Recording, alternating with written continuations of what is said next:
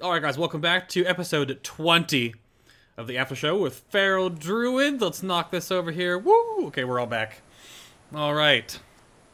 And there were let me see what the name was again. It was Elamari Frostburn US actually sent in a full email with like 6 questions. So I'll dig through a couple of those that we can do in the after show as well. And then one more did come in, but if you guys have any questions to wants to be addressed that we didn't actually get through in the main show itself, this is when you want to do it. You can tweet at FinalBossTV and just send us a quick question, or you can use the submission forum down below. You've got us for about 30 minutes or so, so ask Sten or Tinder whatever you want, and it'll be all good to go. Checking Twitter right now. A couple of shout-outs. People are excited for Novel coming on. I have some stuff that I recorded from chat earlier if you want me to go into it. Okay, one of our people in chat a long time ago, like an hour and a half ago at the very beginning of the show, asked, please ask Sten and Tinder why they don't play with the Siegecrafter trinket. Oh. I tried to answer that a little bit in the middle of it. I just don't like how the trinket works. It sims really high, and you can get a huge opener with it. But I've never been.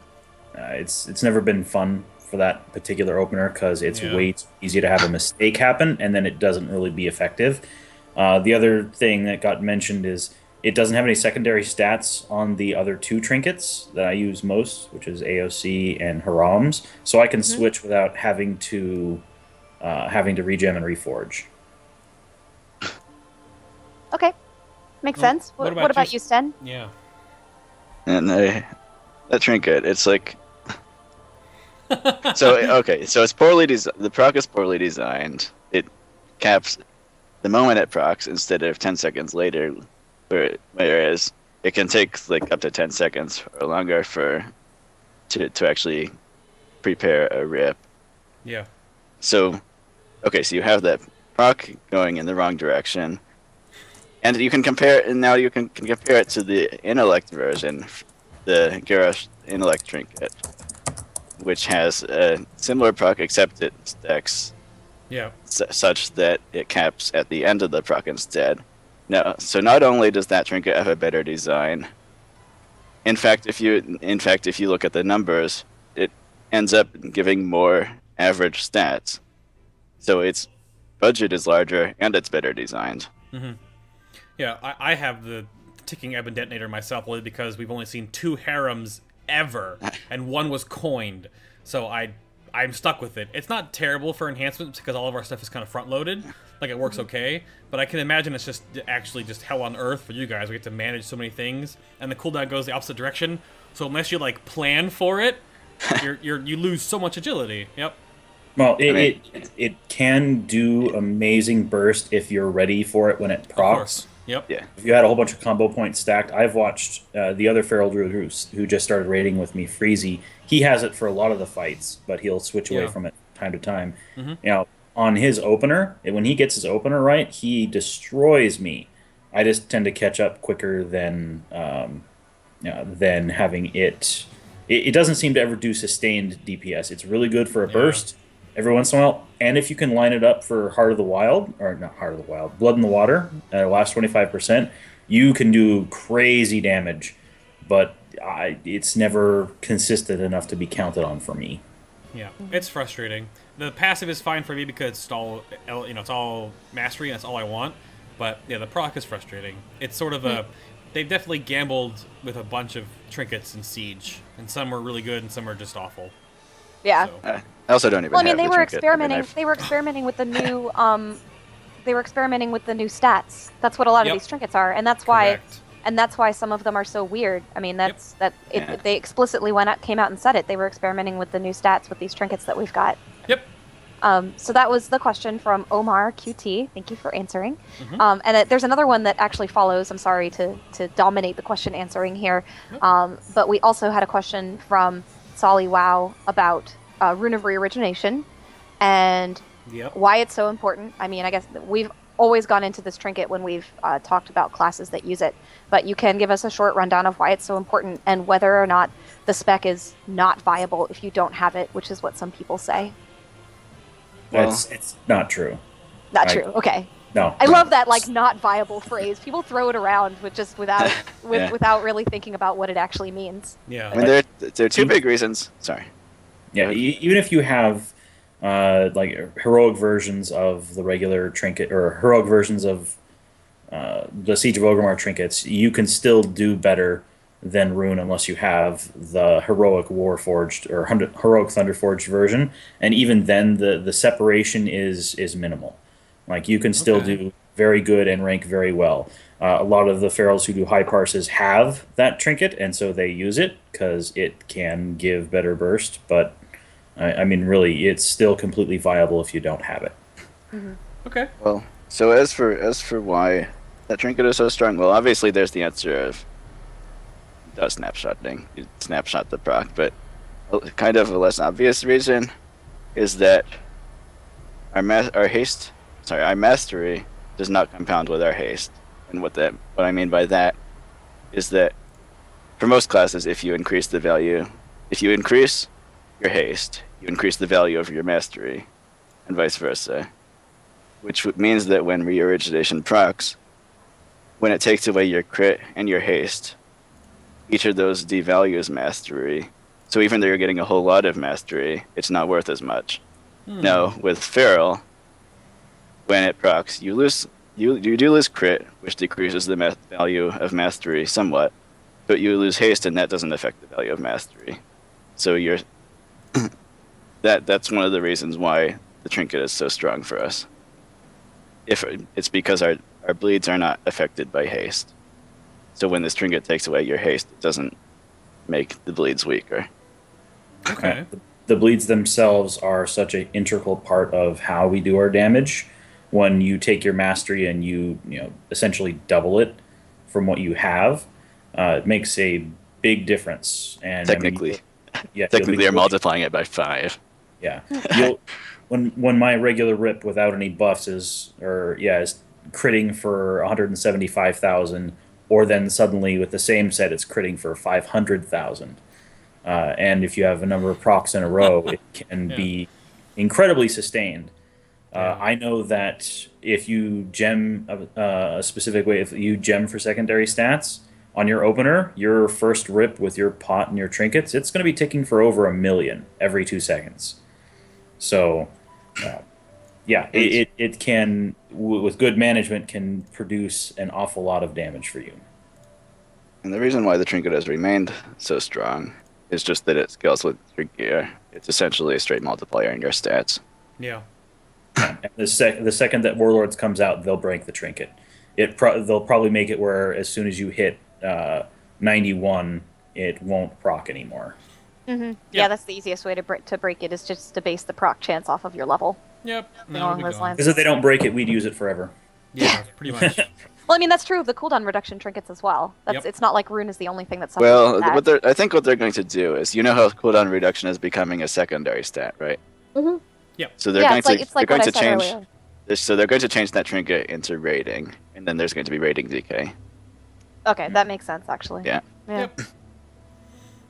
Yep. That doesn't sound too terrible. Yeah, I actually had this experience last night where I was out at a Christmas party, and one of the people there played World of Warcraft, and he had heard that I was on a show, and he was like, "Wow, you play World of Warcraft?" And I was like, "Yeah." So I pulled it. He hadn't played in a while, and I pulled up my character on the armory, and I was like, "You are not going to believe some of the OP gear that they give us these days." And I pulled up that cooldown reduction trinket, and I looked at him. I showed it to him on my phone, and like. His face just like he had this look of shock on his face. Like you see some of these pieces of gear, and if you show them to somebody who played in like BC and Wrath, and like a trinket that reduces the cooldown regeneration rate by 50% reads as such a ridiculous piece of gear. And it's just like I had this experience of like in real life showing somebody that trinket and watching his reaction. It was so funny. That's pretty good. You got that straight up physical response, because like over the internet when we saw them first on like MMO Champion, we were all like, "What?" But no one had that. That's pretty cool. That's pretty cool. Mm-hmm. And yes, I talk about World of Warcraft at parties. It happens. Heck yeah. Mm-hmm. Heck yeah. I only hang out with people that I can like be myself with and like talk about video games with and stuff. So. Yeah, that's what Reese had a problem with when she got back from BlizzCon, is like going out to like functions and not having anyone there that was like super into gaming, and she was like, "What do we talk about? The football game? Like, what do you?" We all have that experience, I think. Yeah, a little bit. If you don't like if you don't like, Yep. you know, work for Blizzard or like work for a video game company and work with people like that. I mean, everybody has that experience where you go home from BlizzCon and you're suddenly really sad because none of the people who you hang out with are as interested in the same obscure stuff that you are, but you get over it. Well. So we'll go into a question real quick. This came in from Sergeant Dom on Illidan. This is sort of a kind of a foofy question. It's just do you wish there was more appearance-changing effects for Feral? If so, why? And I guess he is prefacing the fact that like Boomkins can change their appearance a little bit, and Resto have 2 different appearance changes, but Feral is just whatever your hair is and your color of your skin. That's like it. So, what do you guys think? More customization for your actual appearance for Feral Druids? We have the Firecat buff, which is unique to us. That's nice. Oh, true. So cool. It's true. Fire Kitty. Mm-hmm.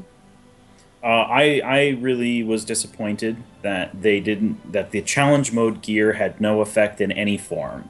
Oh, so there you go. Who got to show it off was Restos. Yeah, and it's a bit silly. Glyphs of Stars doesn't count because that washes out everything anyways. So when your only animation is a casting effect, that kind of sucked for us. So yeah, I got to show it off on my armory. Ooh. So yeah, I'd really rather I'd like to have a lightning bolt run around my cat form while I have my challenge mode geared on. That's what I'd like to see. Is if I've done a bunch to earn gear, I'd like it to at least show off in some type of way in form. Okay, gotcha. Yeah, I know that's been something that people have talked about with Druid as the shape-shifting class, that it's a bummer that you can't really see your gear, especially with transmog and challenge mode sets and gear that you go to a lot of trouble to collect. What did you think of the redesign, the model redesign? Wasn't that in Cataclysm? That was in Wrath. Or was it in Wrath? It was a long time ago. Oh, yeah. wow. The old models looked awful. Yeah. Remember how they had their mouths open all the time? Yep, basically panting all the time. You could never eat form, so there was no animations for that. Mm-hmm. Yeah. In fact, Moonkins are still suffering from that because they never got a revamp. They still pant all the time, but it's appropriate because they're so fat. They are so fat. They are. Aww. Poor thunder turkeys. Yeah. Aww. That's pretty good though. But it may. I mean, obviously, that's something that we didn't actually really touch on back at BlizzCon or really haven't mentioned of. So obviously, if you play a Night Elf or a Troll or a Tauren, you're gonna look awesome outside of your form. But is that gonna translate into your cat model, or your bear model, or your moon chicken model, or your tree model? No, they did say they're not planning on updating any Druid forms. Yep, and I just wanted to confirm that. Yeah. Yeah, the Boomkins deserve a refresh before we do. They're like the original Darkshore beta model right now. They had like the horn change a little bit, but they're like the same model. Well, they also got the troll one, which is the smaller, redder version with colors. I'd say, yeah, they deserve one. Like, I don't think in vanilla you didn't have Boomkin form until later, right? They introduced that afterward. It was an additional 31 point eventually it built in, yeah. Because I played Boomkin original Nax, and I was a Thunder Chicken, and I had that stupid, crazy head mace, and you got mana back by meleeing, so I would go and then I would have to walk up and melee Hagen, or Noth or something stupid, and then walk back and be like, Rah! Yeah. Oh, they kept that all the way through BC. Like they didn't take that out until Wrath. Because I remember doing speed runs in doing bear runs with a Boomkin who had the strangle staff, who would equip it and run up and hit the boss and then run out again. Yeah, it was kind of fun, but it was awful at the same time. I was too busy power shifting. Yep, there you go. That works too. Power shifting back. Oh gosh, yeah. That was fun. Yep. Well, I have another question for these guys. It's actually my question. It's not really a chat question. Oh, of course. I know, it's terrible. Yeah. Have you guys always played Druids, or did you play a class before you started playing Druids? My first class we never was really Druid. went into the y'all's history in World of Warcraft. Yeah, I started as Druid. I mean, I leveled as Moonkin, and then at max level as Feral, the tank, and I've been Feral ever since. What expansion was this in? Burning Crusade. Okay. And how about you, Tinder? Yeah, Tinderhoof was the first WoW character I ever created, and so it's Wow. kept the same name all the way through. So I started off as a guardian because the people who convinced me to play said we need a tank, so you should tank. So I started off being a guardian through all of BC, and then Lich King came and I did a little bit of guardian and boomkin, and then went to feral and have never ever gone back. There you go. So would you say you're pretty attached to the druid class? Very much so, yes. I probably won't leave it, and I doubt I'll main away from feral again. Awesome. That's good to know, because you know some people are like they are really attached to their role, or they're just really attached to their raid group, and they'll play. You know, they've got like a stable of alts, and they'll play whatever the raid needs. But some people are really care a lot about their class, and that's definitely me. I love my paladin, and I care a lot about being a paladin, and so I always feel a little bit. I like being flexible, and earlier in the expansion, I tanked a couple of bosses, or was the third tank for a couple bosses. So I still like that type of flexibility, but I still, feral is still the most fun for me. Yeah, I've actually been tanking most of the last month because of tank absences. So I mean, I tank a lot, and I originally joined Midwinter as a healer. Is that Slooty being is he being flaky? Yeah, he was away for a while. Well, he was gone for like 2 weeks. Yeah, I can't. But then before that, we had some. What was it? We had some other tank absences. I think Dot was away for some of our other raids. Dot wasn't raiding on 14 different characters. Fair enough. Oh, I think he was having lag problems, right? Yeah. Interesting. Fair enough. So I'm gonna dig into a couple of the questions here from Elamari. It's actually a funny email because it said I was gonna submit questions via the site, but realized the site is better for one-offs, and since I have a few, I might email better. So we put one in the show itself, the bloat, and we talked about soothe already. So here's one: Ferocious Bite, good, bad, unnecessary. Where do you think it's going in the future? It should do more damage. it should be meaningful. Yeah, you guys don't. It's for PvP, right? That's all it is right now. No, we use it in PvE, and it extends. It extends rip after 25% on the target, but its damage is incredibly minimal, and it is very, very expensive. So the damage itself is a combo point dump or extend rip, but that's about it. It will see some more use with dot snapshotting on, because you'll have more free combo points for Ferocious Bite, but it's still really weak. I mean, so if you can compare it to, I like to compare it to Thrash. Thrash is on a single target does about the same amount of damage as Ferocious Bite, and it costs it's the same energy cost, at least before Soul of the Forest, and it costs no combo points. Yeah. Of course you. Dang. Yeah, cause I just didn't know if you guys use it at all anymore. Because I just see. I guess I can look at this log real quick here. We can bring up. Yeah. Well, here I'll bring up one of your logs here. I'll bring up the other one you had in the show. This is going to be Tinderhoof on Paragons of the Galaxy 25 Heroic, and again, this is with Warcraft logs. It's so pretty, but so this is just damage breakdown of the entire encounter, and Ferocious Bite did 2.9% of your damage. Yeah. But then look how many times I actually used it. 16. Yeah, so... That's it.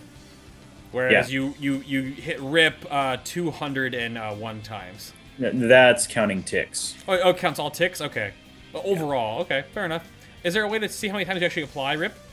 That, I don't know if it knows the difference yet. It does for Rake, because Rake's initial hit is different. That's true, yeah, because it's critical tick, tick, critical hit, hit. He's been talking about adding it. Let me.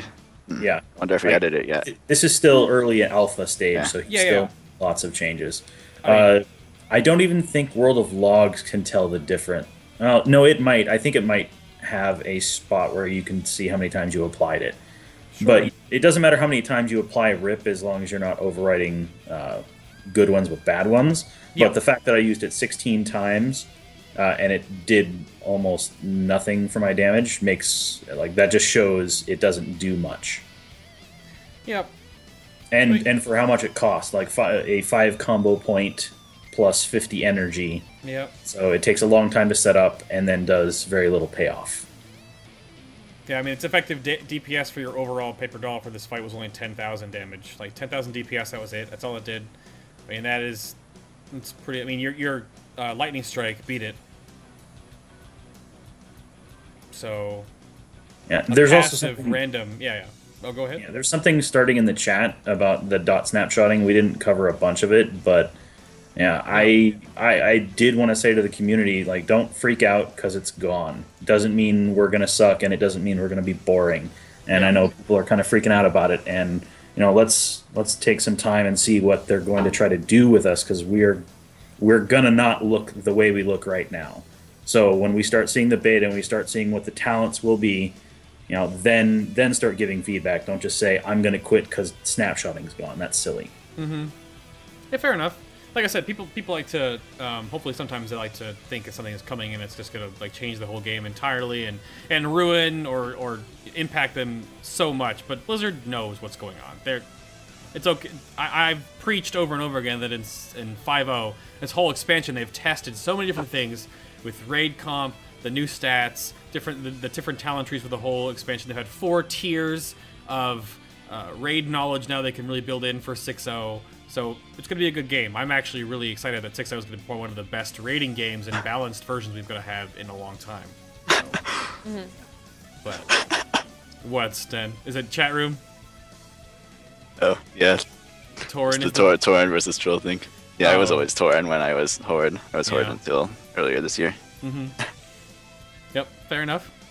Another question here before we take a little of a break between the show. We talked about the design snapshotting things with Warlords. We've had your wish list for Warlords, so here's one. It's what changes, if any, would you like to see with Symbiosis, or as I like to call it, Symbiosis? Would you prefer the spell to be utility-focused, throughput-focused, or a mix of both? And how do you feel about some combos being preferred for raid throughput over personal choice, i.e. Shattering Throw and Death Coil being good conceptually for a ranged option, but not particularly due to the high energy cost. No combo point generation and not affected by Berserk. So, big blanket question about Symbiosis. Make it go away. Make it go away. Make it go away. Oh like man, I'd be fine with that. I don't get crap out of Symbiosis. I mean, I get Solar Beam. Solar Beam, that's really good. Dude, Solar Beam is awesome. Like, seriously, have you ever done challenge modes? It's wonderful. Yeah, I don't like it. Like, the concept is good, and honestly, I've used it a bunch, and it's been effective. But I've only used it in certain cases and for certain things. You know, I think it sucked not having a new ability for 2 expansions. Mushrooms didn't factor in for me at all through all of Cataclysm. And then having Symbiosis, whereas I can only use it in a group and I can only use it with for certain situations where it's even meaningful. So they made some stuff too strong and some stuff so useless I have never even considered using it. And that doesn't seem fun to me. It seemed like a stopgap to try to help 10-mans desire a druid more because they could add extra of something. But, you know, in a 25-man, yeah, I do absorbs, so I can do a Shadow Priest or I can do a Paladin. But past that, like, it's not really critical and it's not nearly as interesting as having a real new ability instead of just borrowing somebody else's. Well, yeah. All right. I mean, okay, I like the concept. I don't like the execution. If we had an ability that, like, baseline, then that was like Dispersion or Divine Shield, then that would be fine. I mean, it's been really critical to have one of those abilities for a lot of fights, like for Lei Shen. It's huge having either Dispersion or Divine Shield. And oh, that's right. You guys get bubble from me. No wonder I always get Symbiosis. Yep. I'm like, dude, thanks for Wrath. I mean, I guess I'll use this on Thok. You know, that's cool. And then I realize why he's giving it to me. And I'm like, actually, the one exception, I did give our rep Paladins Symbiosis for Raden for ball damage because we didn't have enough range. Yeah, we didn't. Really? We killed Raden so late that actually I didn't have to do that. I mean, we considered it. I mean, I was like all ready to do it. I had talked about it, and my raid leader was like, "Well, let's see if we need the damage." And then it turns out we didn't need the damage, and we did the thing where you just, instead of bringing the guy out of the group, we did the thing where you stun him on the boss and you just DPS the guy on the boss. And I was more interested in doing that than wrath spamming the balls. So it worked out fine. We never needed my wrath spam on the raw end things. But I know that a lot of guilds, I guess, who killed that, our kill was like US 40 something, and a lot of guilds who killed it a lot sooner than us did absolutely need that. Yeah.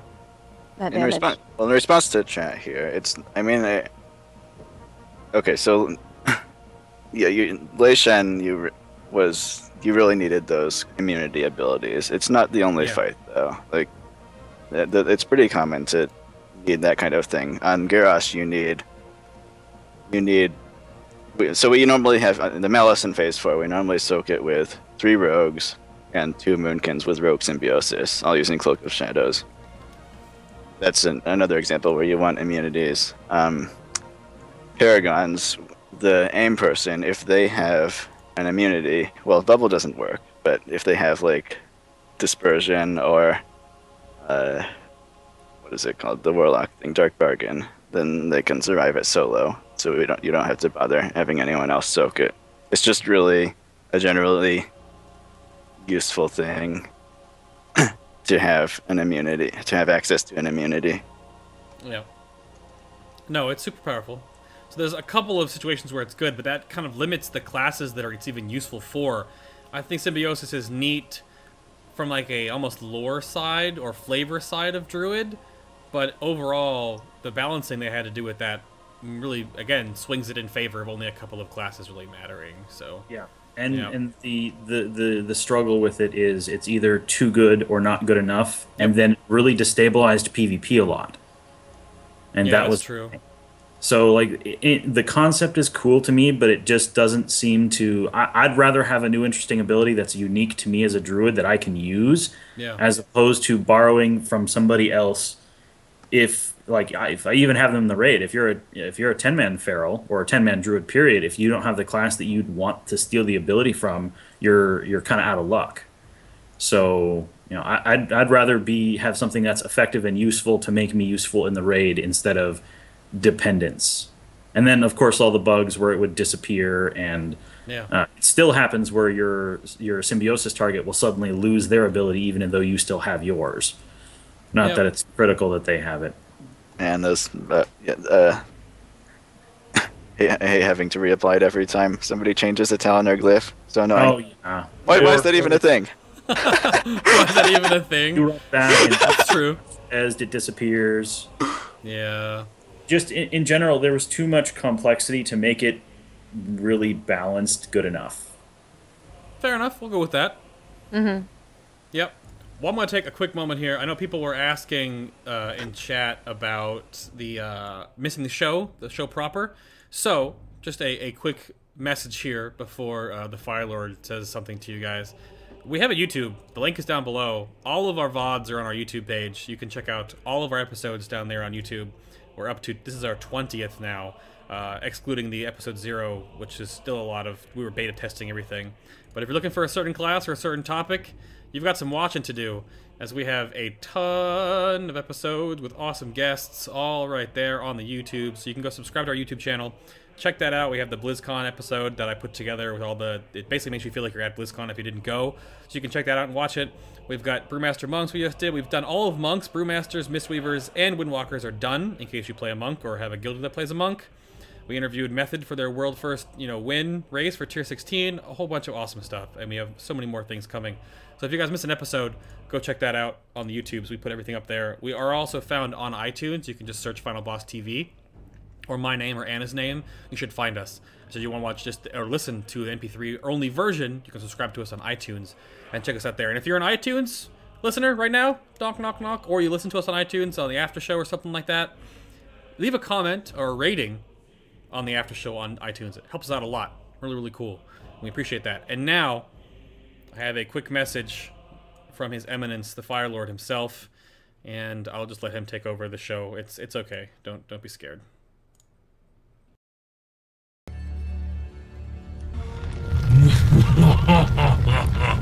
Greetings, mortal. I have present you a challenge. The December donation drive is your chance to be part of the expansion, development, and gearing of Final Boss TV. To give you some incentive, avoiding the flames of sulfur!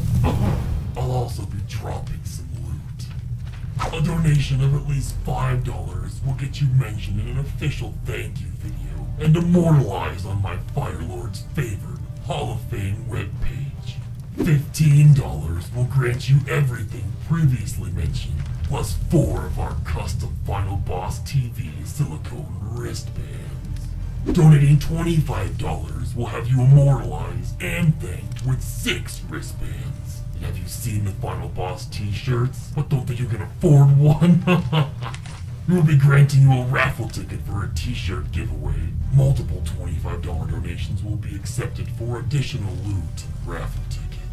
And finally, our $100 tier will get you everything mentioned previously, minus a raffle ticket.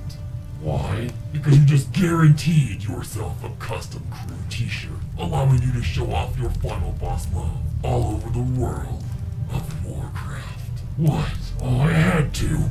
Of course, if you're feeling especially generous, you can donate a custom amount and receive awesome incentives for the highest tier you qualify for. Are you up for the challenge, insects? Well, head over to the donation event page at FinalBoss.tv. A handsome elemental. Thank you, Firelord. You are so gracious of a host.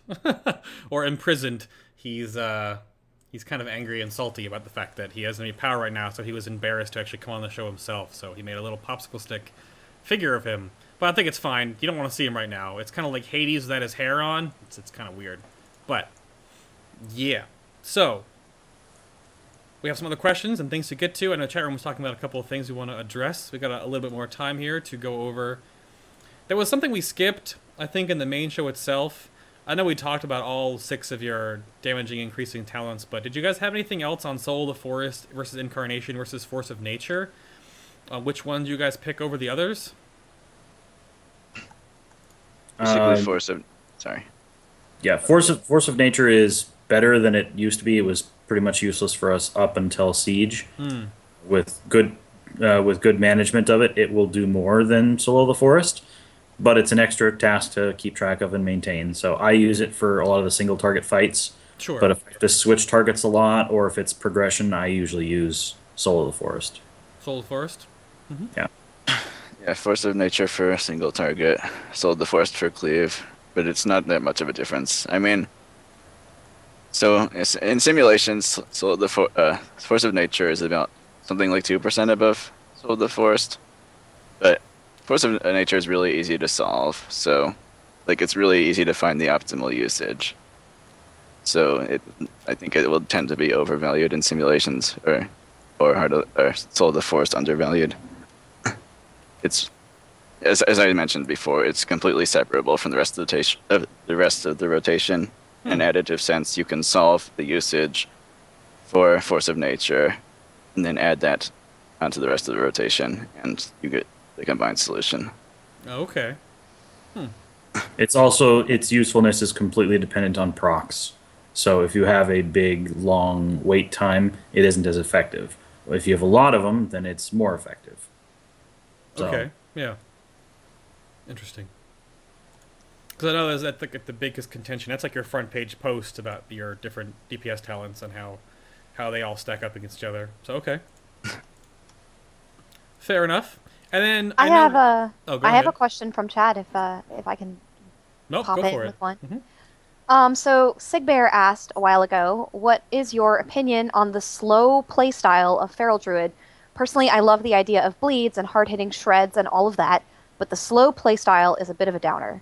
I know that you guys went into this a little bit regarding energy pooling and planning, so I'd love to hear what you have to say about his characterization of the playstyle as slow and whether you like it or don't. I like it. I mean, it gives time to plan. Planning is really important for this spec. Mm-hmm. And it means that you don't suffer from being away from the target, which is a versatility increase. Yeah. Mm-hmm. It also changes as the tier goes on. You still need to think about stuff like energy management and combo points, but the more gear you have, the more resources you have, and it starts feeling faster later on. So, yeah, it's probably not quite as bad as some people make it out to be if they just looked at it at the start of an expansion versus later. So I still like the playstyle. Like, I don't see a problem with it. Good to go. Yep. Are there times when you're doing nothing? I mean, I guess when you're waiting for energy to regen and planning, or are you pretty much? Yeah. Are you, okay. Yeah. It's like something like 40% of your time is spent waiting, as opposed to being in GCD. I mean, it's a little deceptive because we have a 1 second GCD. So, I mean, unlike most specs at 1.5 seconds. Well, I know a lot of people really don't like that, like rotations that involve waiting. It's one of those things that some people just complain about. I know it gets complained about with regard to Ret as well, and I'm just like, why are you complaining? It's not actually that bad. It actually adds a little complexity to the spec. But especially if you're waiting while you're waiting for energy to regen, I know that irks some people, and that can cause people to call the rotation slow. I think it works out better, actually, for energy. Because the way it works with Ret is you're GCD locked most of the time, and then suddenly you come upon an empty GCD, right? And then that feels kind of weird. At least it feels weird to me. I haven't played much Ret. It's not one of the specs that I'd say I'm good at. But with energy, it feels natural to wait, I think. It seems one of those times where you're GCD locked, except for that 1 or 2 times that you have to wait. But if you're used to that, I know if I go and play my Ret for a while and then go back, I can find myself wanting to push buttons faster, and you just have to kind of take a deep breath and shift. It's just a different mindset. So if you don't like it, then you're probably not going to continue to like it. Yeah, that's so different from me too, and because Sten knows what I'm talking about when I say Enhanced Shaman. It's you're GCD locked for almost the whole time, and there's just a priority list you have to hit, but you're always hitting something. There's no waiting around. If you wait, you do less damage. So yeah, but that's a totally different take that you play Feral so well, and then you play all the other classes that are almost vastly different in the overall feel of their rotation. That's pretty cool though. I haven't really played other ones. I have a prot paladin, and that's it because I don't get to play the game a lot. So. But and stop comparing the Ret Paladin buff to Savage Roar. It's different. it's more kind of akin to how Hunger of Blood was for rogues back in the day. So, right? I'm not totally off base by saying that. It's almost the same thing. It's just a personal self buff you keep up that increases your physical damage, which is pretty much all Hunger for Blood did. Right? Which is terrible. It's similar, but it's way less expensive. Sure. How long does it last too? A minute? Is it or 30 seconds? 42 seconds if you use it with 5 combo points. We're talking about which one, Savage Roar or Inquisition? Savage Roar. Yeah. Okay. Savage Roar up to 42 seconds. Okay, that's not bad. That has a lot of leeway. Wasn't Hunger for Blood back in the day 18 or something terrible? It was so short. So. Yeah. Yeah, but it's the opportunity cost you have to take into account too. It's still 5 combo points worth of abilities plus the 25 energy. Yeah, if it's Soul of the Forest, you get 5 energy back, or it only costs 5 energy. But yeah, the opportunity cost for getting Inquisition up is nothing. Okay. Yeah. All right. Just to quell chat room because I keep wanting to compare it to that, so that's fine. Was there anything else come up? I didn't see any other questions come on Twitter. Let me go check again real quick here. Yeah. Oh, so I was asking are you guys familiar with the add-on called Feral by Night? That's an old school one. I didn't still going. Well, yeah. The question came in from True McCoy. Asked if Feral by Night essentially helps new Ferals learn their DPS rotation, but he was wondering if it's worth it for new Ferals to use. If you want a move suggester like that, you'd be much better served by using O'Valley. O'Valley? Okay. Yeah, that's actually currently maintained and is useful for other specs. I'm not even sure if Feral by Night still has been updated anytime recently. Okay. Yeah, I generally don't. I mean, I don't suggest move suggesters, but I mean, yeah, if you want to use it, then I prefer. This is sort of a new Druid. That's the whole point. Yeah. Okay. Well. Yeah, I mean, I think it's better to learn the learn. Well, whatever. Here's an interesting question. Yeah, this came in from Fremlock in chat, or he's Zanzilli of Senjin and Terran Mill EU. It's what if energy went away and Feral Druids got a new resource? What sort of resource would you love using instead of energy? He suggested focus instead of mana, but focus is sort of just like energy with a different regen mechanic. Regen slower. Yeah. So if you didn't have energy, what would you guys like? Would you? I mean, because every other form of Druid except Guardian uses mana. You guys use all 3 resources in the game right now, so would anything even work for Druids? I like energy. I wouldn't want it to go away. You want it to go away? I wouldn't want to take a different resource from a different class, because then it wouldn't feel like a feral anymore. It wouldn't play the same. Okay. I mean, I'm not really sure what the... Ultimately, if you gave it a different resource, you'd balance it to play sort of like energy, right? What's the difference? I guess it would depend on if you were more a cooldown-oriented class, because to some degree, like you talked about how you pull energy and you wait around a lot, it's almost like energy is just a restriction based on waiting for cooldowns anyway, right? I mean, okay, so if you could change... Okay, I guess you could say that the switching to a cooldown resource system, which is what a lot of classes use, that's not something I'd like, of course, since as I mentioned, I like the slow play style. So, yeah. Fair enough. And yeah, chat brings up, I mean, skills gain focus isn't like energy. Yeah, it's just saying it's like reverse energy. You build it up and spend it versus it always coming back and you spending it. So, it's still it's not a mana-based or rage-based system. Focus is actually very more akin to rage, except that you do stuff to get focus versus you take damage to get more rage. At least... Well, they changed rage. You don't get it from damage. True. Unless you're in defense. Whatever, Berserker stance, right?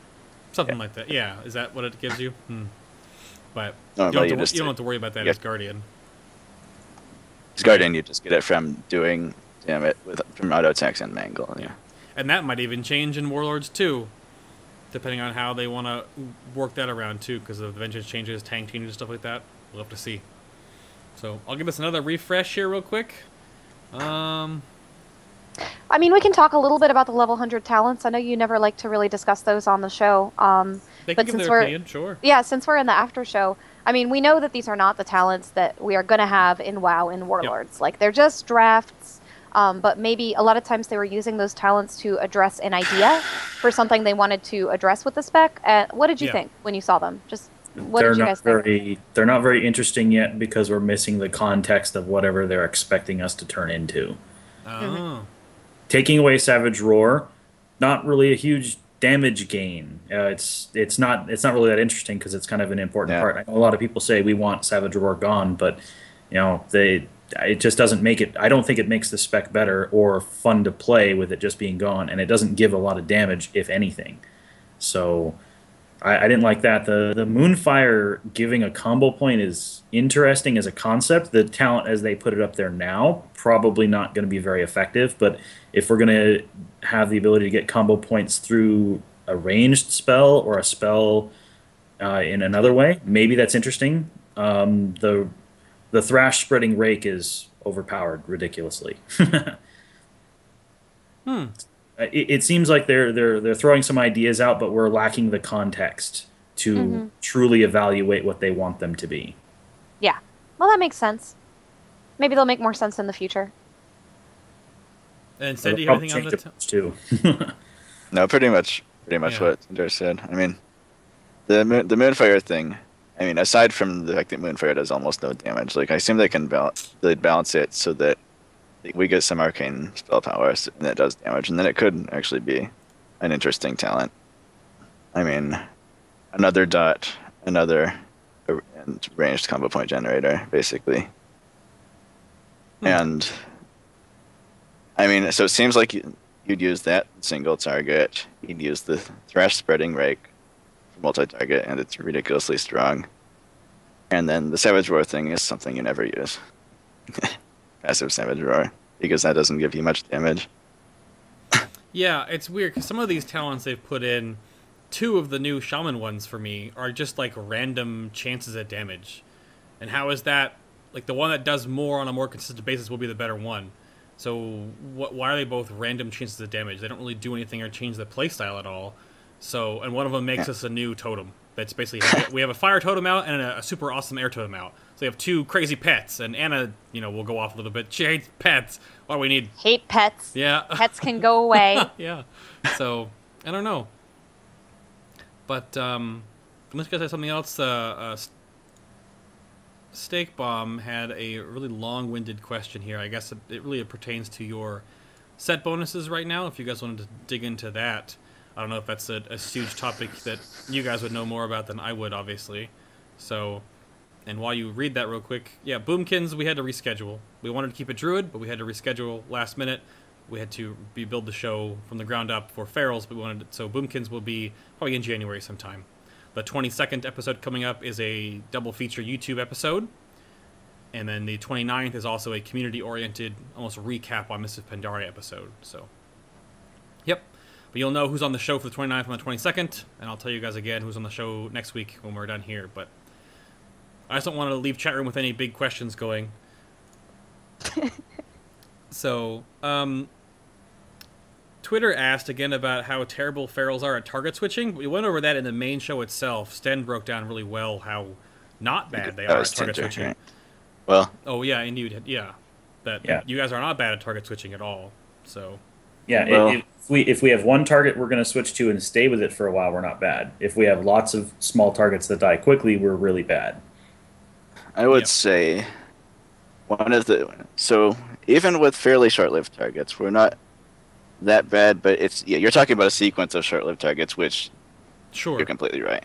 Yeah. Okay. In the case of a single short-lived target, like say a weapon on Black Fuse or Spine of Deathwing, what was it called? The Tendon on Spine of Deathwing, or the Corrupted Parasite. Ads Grim, the ads in depending on so we can actually do good damage to those by pulling energy, potentially.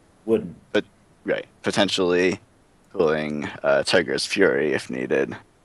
We can do good burst damage to those, but it comes at the cost of losing a lot of damage to your main target. Because if you're giving up all your energy, all your combo points to burst down this target, then it's going to take a long time to recover, to get your rip back up on the original target. Okay. Yeah, and they talk about that a lot more in the main show, so if you missed it, you can watch it in the VOD later, or listen to it on iTunes. Either one works. But anything else crazy pressing going on? There's a couple of tweets that came through, but I think we have those all covered in the main show. We have it asked, Thomas asks, how do you use Caddis? Because he doesn't know how to do the reforging and gebbing with that program. Is there like ins and outs? I've never used it before either, obviously. I don't play it. I would read suggestions. I would read the thread. There's a couple of good tutorials inside of it. Okay. On Fluid Druid, right? Yeah, with pictures. There you go. I'm also looking at doing kind of a rearranging in the near future just to make resources easier to find. Oh, okay. Yeah, and if you go to the original post, one of the links at the top, like the first post, one of the links at the top is a tutorial. Yeah. Or there are a few tutorials, I think. And they do have good pictures and examples. Awesome. Well, very good. We have one question that we can end on, Bay, if you want to do one more. Go for it. Okay, if you could change one thing about Feral, just one, you have to pick one. Just one. Yep, this question again. Oh, goodness. Yes, if you could only change one thing, what would you change? Do it like a Twitter response, make it short. Give Dream of Sonaris more raid utility. Dream of Sonaris, maybe. Okay, there you go. Okay. What about Tinder?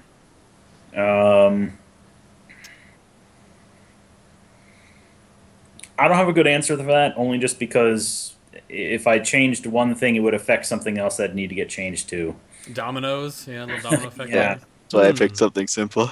Yeah, I know. Yeah, there you go. I'd definitely go with that. I'd like to. I'm interested to see what DOC can turn into when they get it away from snapshotting and they make it what they want it to be. That's going to turn out. Okay. And Reese, hang on 1 second. Oh, sure. That's not a big deal. I'm going to go around real quick. I'm going to push the button. I think we'll push the button now. So again, if you guys have questions for each show that comes up, Twitter and Facebook announce the shows that are on the way up. So we'll be doing a awesome double YouTube community episode next week. We have Silver Latomi and Nobble the Noble on next week. So if you have questions for them, you can start sending them right now. The button's down below, or you can tweet them at us at FinalBossTV. And again, we also check them during the show. Tweeting at us works a little better during the show because I have to like manually look through the emails. But if you guys have questions, always put them in early, because if you have them early enough, we can put them in the show properly, because then I have title cards for them. Yeah. But awesome. Oh, I think we have what's going on over here, Tinder? I think you're muted, sir. Oh. Yeah, Reese wanted to see my Great Dane. Oh, okay. Oh. I'm gonna get screenshots from you guys here in a second, but yep. Oh, it's a puppy. No, she's not a puppy. She's huge. Well, no, okay. Yeah, I had a raid mate who had a Great Dane, and she uploaded a picture of him watching Cops. Apparently, he loved watching Cops, and then when they had the dogs come out on the TV, he would whine and like walk around the back of the TV and try to find all the dogs. Oh. They're so good. Oh, look at him. He's so cute. Yeah. So, I'm gonna go around and get screenshots real quick from you. Tinder, do you want to do something for me so I can grab a screen cap of it?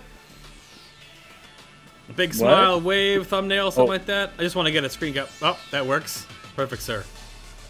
Alrighty. Sten, I have your image. Anna, you doing a cup today? Sure. There's like 10 pictures of me with a cup, though. Well, then, do you have... we'll use something else, I guess. No, you can do it with the cup. Do the cup. Yep. It's a different one. We'll get all 4 of them when we're done with the cups. Yeah, we'll get all 4 at some point. Yeah, we'll get all 4 at some point. I was actually thinking about buying them myself, and then we'll both have them. But I'm going to go with my cup and a fancy pinky. Mm-hmm. Just because I want to match you. It's fine. But thank you guys very much again for watching. Oh, Sten stepped away. So, Stenhaldi from Midwinter Guild, thank you again for being here, sir. Yep, thanks for having me. It was awesome. Much pleasure. You do the troll face novel. Damn, I didn't see it in time. And Anna, thank you again, always. It's a pleasure. Always. Love hanging out with you guys. Yep. I can't wait for some of the holiday episodes. I really hope I'll be able to make the one where I'm away. That would be awesome if you can, yeah. Chat, any of you guys who hit every single one of the shows, I'm actually going on vacation the week after Christmas. I'm going to Honduras to go diving, but I promised Faye, I really hate missing shows, so I promised Faye that I would Skype from Paradise and pretty much and hang out with you guys anyway. And it just depends on whether the place we're staying in like a shack. We're not staying at a resort. We don't do like fancy vacations. We're basically staying at a shack, and a boat's like driving up every day so that we can go diving. If they have decent enough internet to do a video call, then I'll be there. But if they don't have good enough internet to do a video call, then you guys are going to be missing me for that one episode. But we'll see. So it'll be fun. Okay, sounds good to me. And then as I'm waiting for Tinder to come back to give him his send-off, I'm over at Twitch TV. BayTLM is where you'll find me outside of the stream. And, hopefully something didn't happen. But every week, Sunday for the live show, Monday for the VOD, and sometime during the week for the MP3. And then the after shows go up on the Friday before the new show comes up, so you have something to watch over the weekend. So a lot of people don't watch the after shows. I feel that they're missing out on a lot of stuff, because so much other things come up in the after shows for all these episodes. So just go check those out, and we will see you here next week at 1 p.m. Pacific Standard Time, 4 EST and 10 CET for Nobble the Noble and Silver Latomi. This is a great one. Everyone from behind the scenes, thanks you very much for being here, and we will see you guys later. Have a great... Oh, there's Tinder. Wait. Tinder, come back. Sorry, I have a play I have to get ready for like really quickly. So You're fine. I was wanting to say goodbye and not leave you out of it. So everyone's gonna have a good one. Have a good one, guys. We'll see you next week. See you guys. Bye.